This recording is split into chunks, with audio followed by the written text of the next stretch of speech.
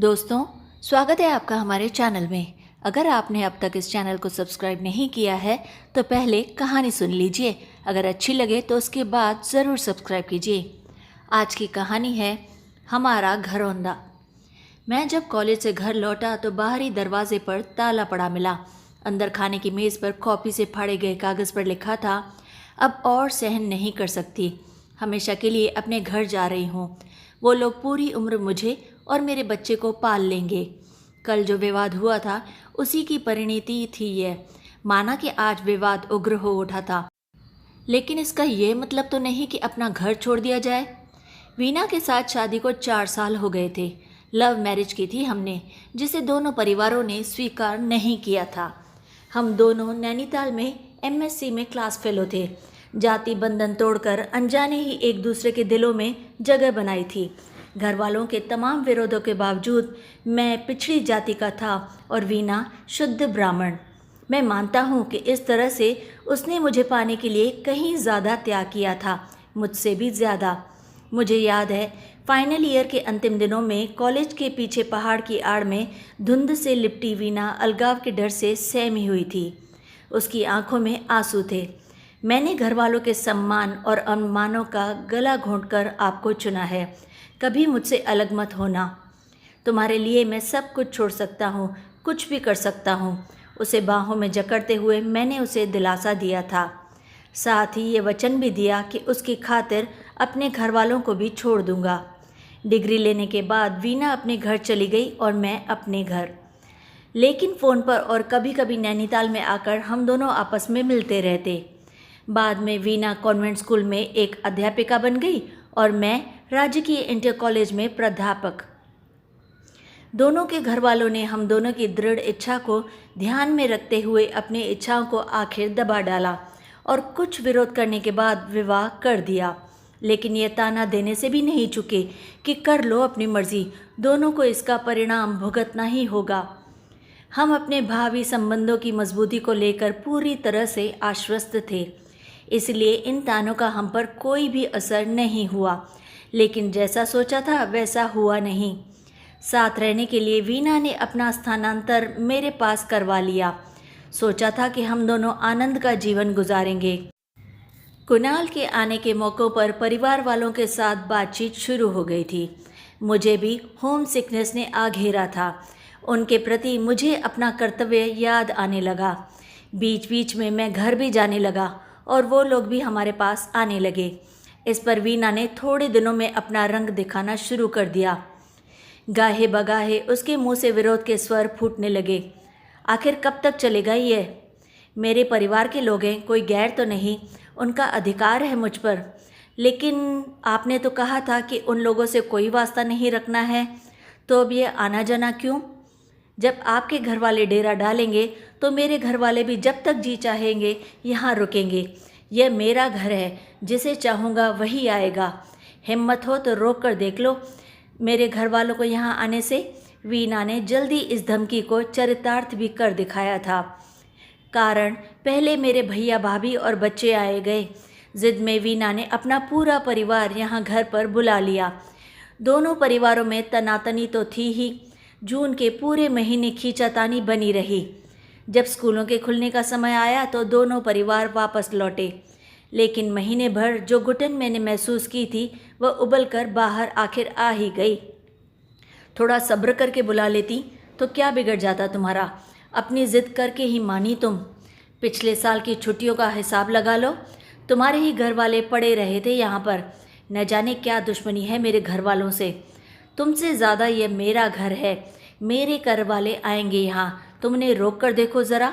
धीरे धीरे दोनों परिवारों का जमघट लगने लगा। कभी कभी तो दोनों परिवार एक ही समय पर आ जाते।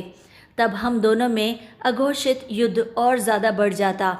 अतिथियों के जाने के बाद तो घर में कई दिनों तक वाक युद्ध चलता रहता। ऐसे ही दोनों के परिवारों के सदस्यों के आने जाने से उपजे तानों व नोक-झोंक को समायोजित करते करते 4 साल बीत गए। हमारे बीच चल रही तकरार अम्मा, बाबूजी और परिवार के दूसरे लोगों से छुपी ना रह सकी। पिछले रविवार को जब मैं घर गया तो बाबूजी, अम्मा और बड़े भैया बोले, कैसे जिएगा ऐसे? यह औरत तो तुझे बर्बाद करके ही छोड़ेगी। पीछा छुड़ा जैसे भी हो इससे। इससे तो अच्छा है कि तू यहीं रहकर आ जाकर नौकरी कर ले। आने जाने में थोड़ी परेशानी तो होगी, लेकिन कम से कम मन की शांति तो मिलेगी तुझे। मैं चुप रहा। मन में भी इन बातों को लेकर जब वापस वीना के पास लौटा तो वह नाराज बैठी थी। घर में कदम रखते ही बुरी तरह से मुझ पर बरस पड़ी। पड़ गई कलेजे में ठंडक। सबने जी भरकर मेरी खूब बुराइयां की होंगी। उन्हीं से चिपटे रहना था तो यहाँ शादी क्यों की मुझसे। मैं उन्हें नहीं छोड़ सकता। तुमने तो घर में जीना हराम कर रखा है। अगर वो लोग अपनापन ना देते तो कभी का मर गया होता मैं। तो रहते उन्हीं के पास, यहाँ आई ही क्यों हो वापस। तुम क्यों नहीं चली जाती अपने मायके। रात दिन मम्मी पापा रटती रहती हो। हमेशा के लिए उन्हीं के पास चली जाओ। मुझे भी हमेशा के लिए शांति मिल जाएगी। मैं तो तुम्हारी सूरत भी नहीं देखना चाहता। कुणाल और नौकरी की खातिर ही टिका हूँ अब तक। मैं बड़बड़ाता हुआ घर से बाहर निकल गया। बाहर ही खाना खाकर जब देर रात घर लौटा तो घर में पूरी तरह से सन्नाटा पसरा हुआ था।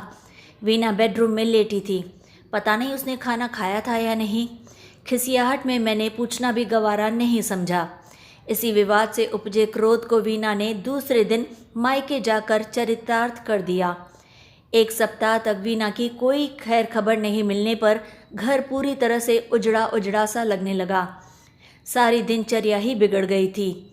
हार कर बाबूजी और अम्मा के पास चला गया मैं और वहीं से आ जाकर नौकरी करने लगा।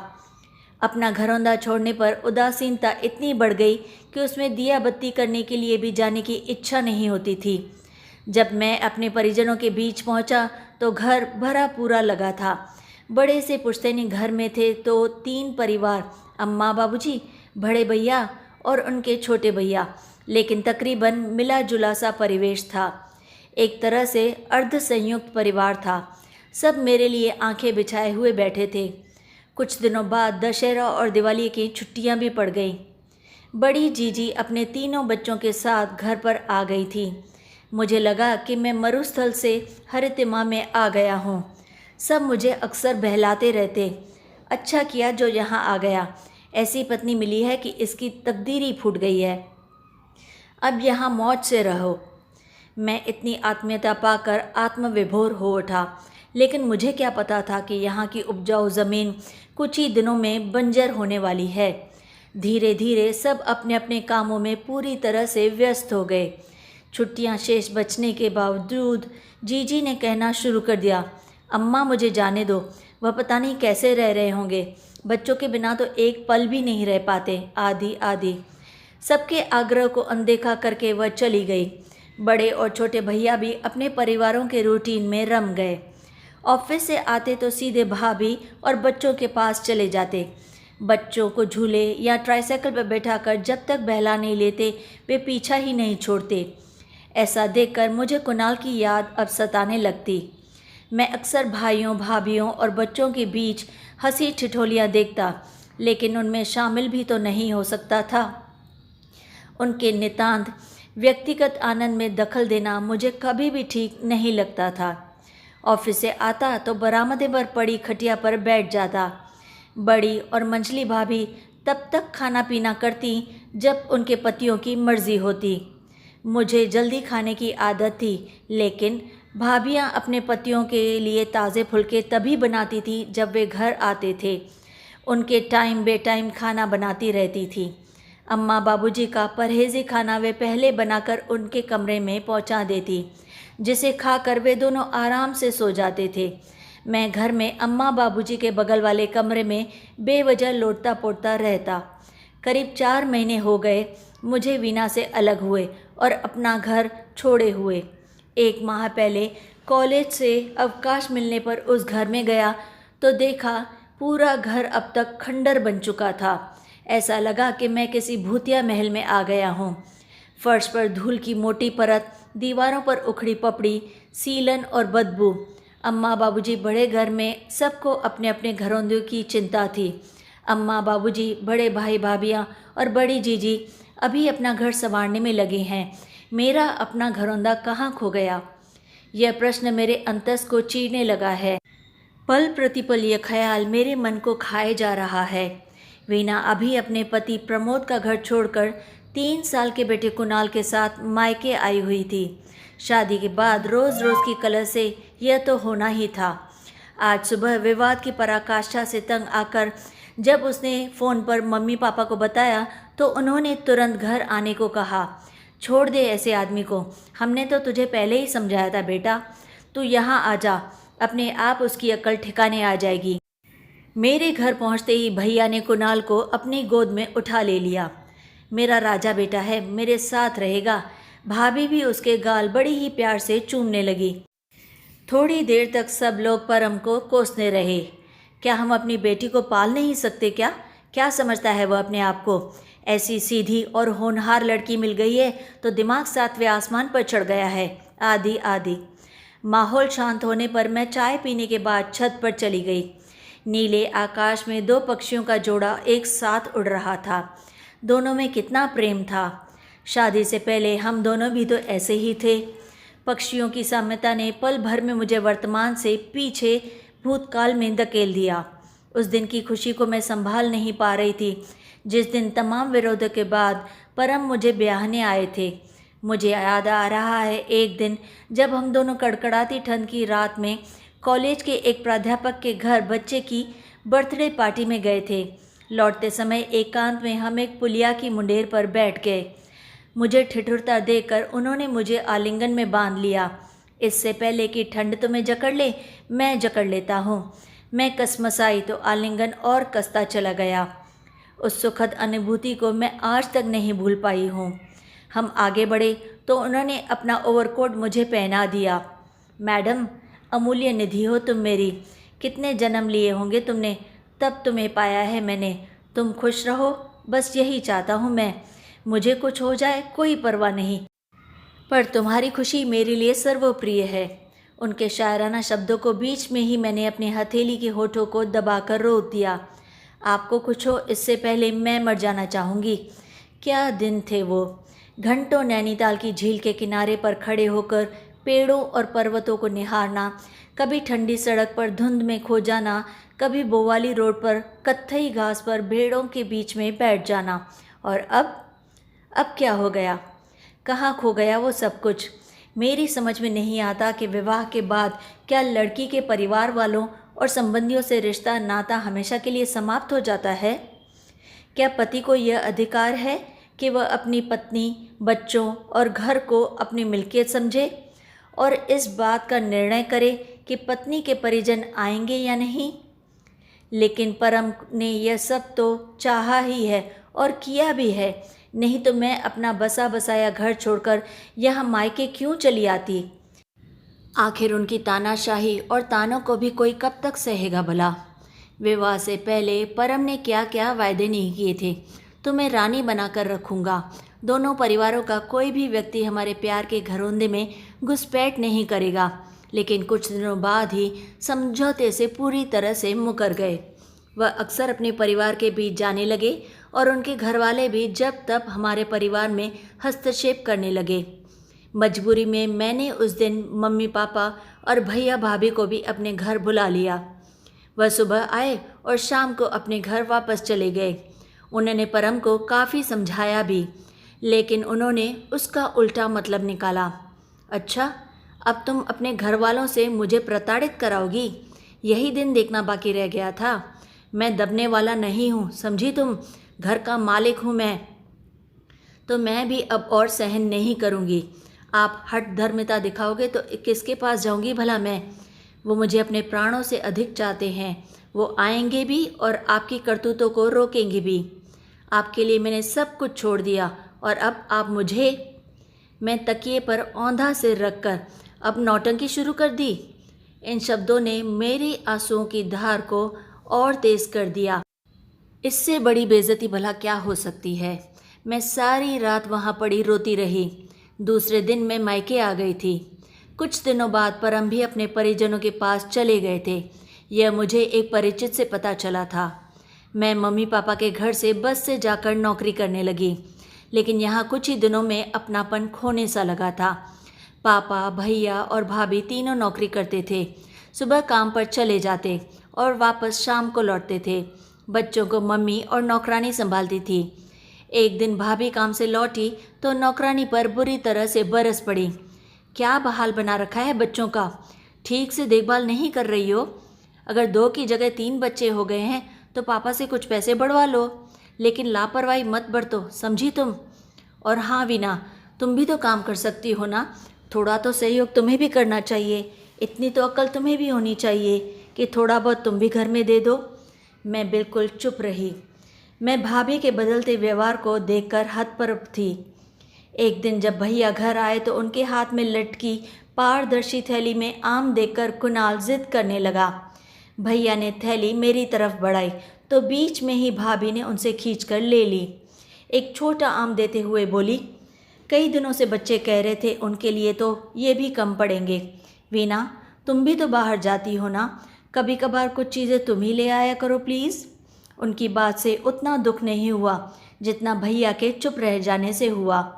न जाने क्यों परम का चेहरा मेरी आंखों में तैर गया। घर में सबके अपने अपने कमरे थे। मेरे लिए अम्मा बाबूजी के कमरे के पास डोर को खाली करके जगह बनाई गई थी। मैं सारा दिन अपने बच्चे के साथ वहीं पड़ी रहती। शुरू में तो सब ठीक ठाक था, लेकिन कुछ दिनों बाद ही खर्चे में खींचातानी होने लगी। सीधे मुंह तो नहीं, लेकिन गाहे बगाहे भाभी ने ऐसी स्थिति पैदा कर दी कि घर में व्यय और मिलजुल कर काम करना संभव नहीं रह गया था। मैंने बिना किसी हील हुज्जत के अपने कमरे और उसके सामने कॉमन बरामदे में अपने जीवन यापन की व्यवस्था कर ली थी। अपना किचन मैंने अलग ही जमा दिया था। जिस घर में मैं पैदा हुई पली बड़ी, उसी में बेगानी खाना बदोश सी जिंदगी हो गई थी मेरी। अपनेपन के सारे रिश्ते न जाने कहाँ तिरोहित हो गए, कहाँ खो गया मेरा अपना घरौंदा, जहाँ तकरार और रूठने मनाने में भी आनंद आता था। शनिवार को हाफ डे था, इसलिए मैं दोपहर में ही स्कूल से घर आ गई। कल रविवार है और अगले दिन तीज का पर्व। घर में घुसी तो वही उदासीन माहौल। भैया भाभी पकवान बनाने में जुटे थे। तीज की तैयारियां चल रही थी जोरों शोरों से। मुझसे कुछ पूछा तक नहीं। अपना बैग स्टूल पर रखकर कमरे में जाकर सो रहे कुणाल के पास बेड पर मैं औंधी लेट गई। थोड़ी देर में परम की स्मृतियां मुझे सताने लगी। मेरी आंखों से आंसू निकलकर तकियों को भिगोने लगे थे।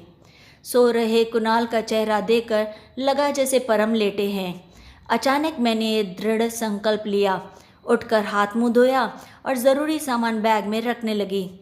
कहीं जाना है क्या? बरामदे में आकर मम्मी ने मुझसे पूछा। हाँ, सोच रही हूँ अपना घर जाकर संभालूँ। वहाँ अकेली रहोगी?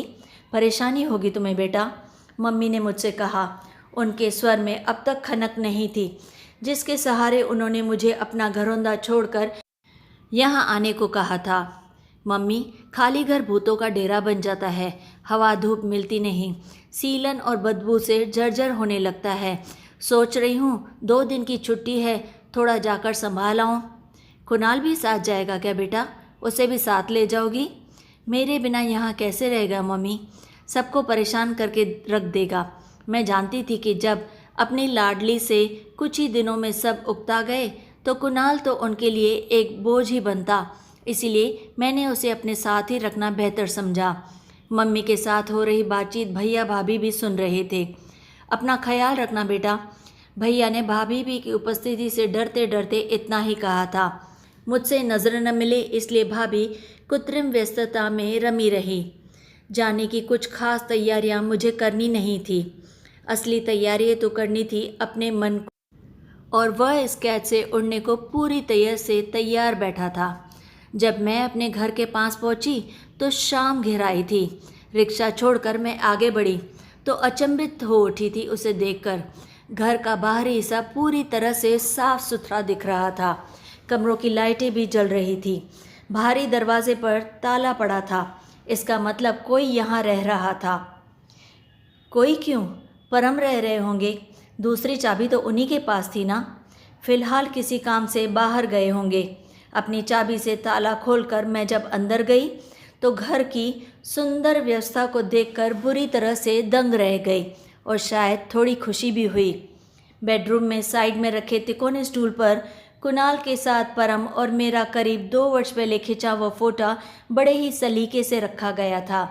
जिसे मेरे घर छोड़कर जाने से पहले हुए विवाद के दौरान परम ने बड़े ही क्रोध में सोफे पर फेंक दिया था और मैंने भी उसे उठाना गवारा नहीं समझा था। सोते हुए कुणाल को बेड पर लिटाकर मैं भी उसी के बराबर लेट गई। ऐसे लगा जैसे घर की दरों दीवारों मेरे आने से खिल उठी हों और मुझे अपने आलिंगन में लेने को पूरी तरह से आतुर हो गई हों। कितना अंतर था, मायके के घनिष्ठ संबंधी कितने अजनबी थे और इस घर की हर चीज़ यानी कि हर एक चीज़ में जैसे आत्मीयता बसी हो। आह्लाद के अतिरिक्त से आंखों में आए पानी में बहुत ही सुखद यादें तैर गई। तभी कॉल बेल ने मुझे चौंका दिया। दरवाज़ा खोला तो आशा अनुरूप परम थे।